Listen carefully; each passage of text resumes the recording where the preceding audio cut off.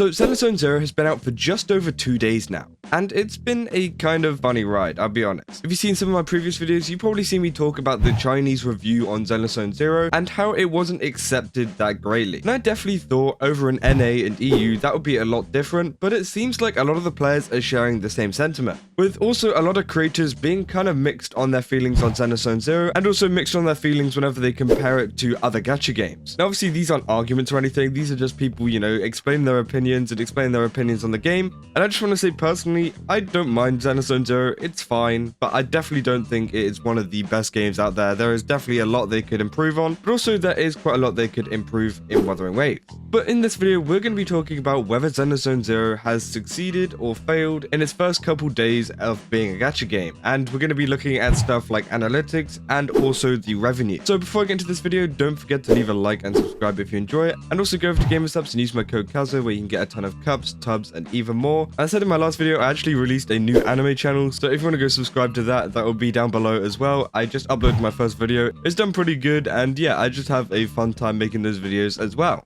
But let's get back into the video. So the first place we're going to be looking at is Google Trends. Now obviously Google Trends has been quite an important part whenever it comes to, you know, recognizing how well a gacha game is doing, and this is no exception. Now, as you can see here, Wuthering Waves is in blue, Zenless Zone Zero is in red, Genshin Impact in yellow, Honkai Star in green, and I also added Tower of Fantasy just because, you know, this was one of the first games that people were saying was going to kill Genshin. Obviously it didn't, we know how that turned out, but I thought it'd be quite interesting to add it as well. So obviously we have Genshin Impact right here at the hundreds. This is over the past 5 years. And then next in the purple, we have Tower of Fantasy, which just kind of reached where Genshin Impact was fluctuating whenever they were doing pretty good. And then we've got Honkai Star in the green, which did way better than Tower of Fantasy. It managed to go above Genshin Impact, and obviously it's still a very, very popular game now. It stayed up pretty high, which is very nice to see. And then we got Wuthering Waves in the blue. It is still doing very good. I'll shorten it to a more sooner time so we can see how Wuthering Waves is doing compared to Zenless Zone Zero. And then we got Zenless Zone Zero, which hasn't really quite reached the heights of Wuthering Waves yet.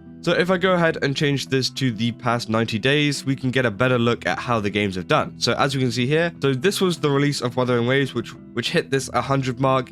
And obviously the hype for it was building up over time. Now for Zenless Zone Zero, which actually quite surprised me, it barely even reached where Wuthering Waves was a few days after launch, which is extremely surprising. And as we can see here, it is going back up a little bit, so maybe we can see it go even higher than this first mark. But for a release day, that is not very good at all. And it seems like Zenless Zone Zero just hasn't been doing very good, especially whenever it comes to bringing in new players. Now, why might this actually be? Because this is quite surprising. It's a Hoyoverse game. We expected it to do amazingly. Now, obviously, this isn't terrible. It's done fine. It's done pretty good, but it definitely hasn't met the heights of Wuthering Waves yet, or Honkai Star, or Genshin Impact. This honestly could be the lowest performing game that Hoyoverse has brought out recently, and this is all just due to the game. As I said, there's been a lot of people arguing over whether Zenless Zone Zero is good or not, and I think a lot of the negativity towards the game has not helped it at all, because there has been many people, like I'm talking tons of people, saying the game isn't good, which obviously isn't going to draw in any new players. If anything, it's going to deter new players. And also it becomes like this whenever creators talk about it. And a very good example of this is Asmongold. As you know, Asmongold is a very, very big creator. And he sometimes gives a gacha game a go. I mean, it was Honkai Star, and then he went to Wuthering Waves, and now he's trying Zenless Zone Zero. And the absolute difference between his feedback on all of the games is actually like massive. Wuthering Waves, he was super happy with it. Obviously, he did have his own criticisms because he is a very critical guy. But overall, he was super happy with the game. Whereas Zenless Zone Zero, he played it for a bit, and then he just started, you know, talking about how much he hated the game, which obviously isn't a very good look for Zenless Zone Zero. This also surprised me a ton, as Hoyoverse has like actually really tried with their advertising for Zenless Zone Zero. They've brought out so many trailers, so many different things to advertise the game, but it still hasn't reached the heights of Wuthering Waves yet. And even going back to the creator thing, they actually like sponsored a ton of like creators that don't really play gacha games, but are still massive on Twitch and YouTube to play Zenless Zone Zero and give it that boost, but it just seems like that wasn't enough to save it. So we'll just have to wait and see in the next couple days and over the week to see if Zenless Zone Zero will pick up again and will reach this peak which Wuthering Waves reached. But honestly, I just don't really see that happening. It's gone down, and I think it's going to keep getting lower and lower and lower. And who knows, maybe it'll be underneath Wuthering Waves, maybe it'll be above. Maybe it's got a little bit more like longevity. So the game, although it didn't have an explosive start, will stay pretty good all around and stay on top. But who knows really? It's really hard to tell, but so far it is really not looking good for Zenless Zone Zero. Now we've also got this article too from Game World Observer. I don't really know who they are, but it seems like they are some kind of gaming news site.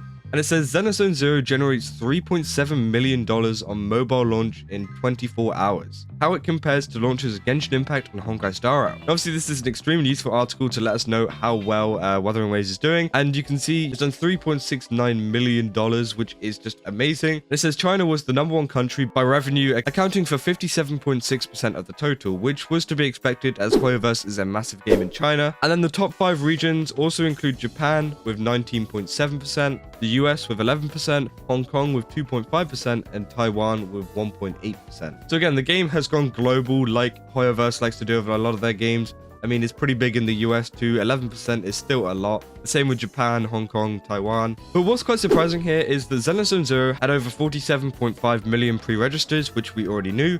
But this tells us that only 5.9 million people have downloaded it on iOS or Android. Now, you could make the point that maybe a ton of people downloaded it on PC, but again, it's still really low compared to the amount of pre-registrations. So maybe people just got bored, or people just weren't interested after they pre-registered, or maybe there is the potential that Hoyoverse may have botted a lot of their pre-registration numbers to make it look like the game was actually hyped. But hey, we'll never know how much less downloads we got after that many pre-registrations. It says that the US leads in installs with 879,000, almost 15% of the total, followed by China with 13%, which is kind of insane to be honest. It means that a lot of people in the US have Zenless Zone Zero installed, and that it's actually much bigger over in the West. But the fact is that China is spending more money on the game because that is what the overall Chinese do. There is a lot of whales in that community. And it seems like although a lot of people in the US are downloading the game, they're probably spending a lot less money on it. But again, that's also pretty good for Zenless Zone Zero just being a very global game. And then finally, we have the comparison between the Hoyoverse games, with Zenless Zone Zero actually coming out on top of both of these games. Genshin Impact only making 1.1 million and Honkai Star Rail only making 1.1 million as well. Whereas Zenless Zone Zero, as we said, made 3.6 million, which is a lot more.